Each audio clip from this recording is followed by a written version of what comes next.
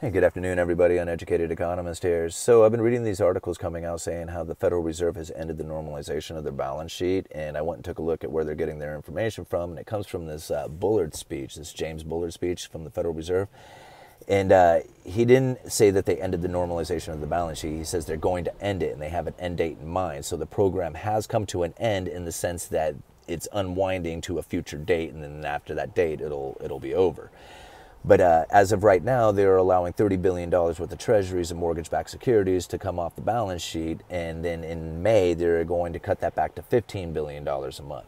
In September, all the treasuries that are on the Federal Reserve balance sheet will roll over into new treasuries. And then in October, mortgage-backed securities will, all the ones that are on the Federal Reserve balance sheet will roll over into treasuries, up to $20 billion. After $20 billion, they'll roll the remainder of the mortgage-backed securities into new mortgage-backed securities. So the normalization process will end in about 5 or 6 months, right? Come September or October. Anyway, what I found interesting in that speech was he talked about the breakdown of the Phillips curve, right?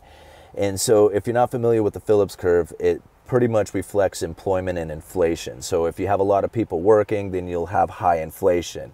Not a lot of people working, you'll have low inflation. So right now, we got a lot of people working, but we don't really see that inflation like would typically expect the Phillips curve to reflect, right? And so there's been this breakdown of the Phillips curve, and they're kind of questioning that.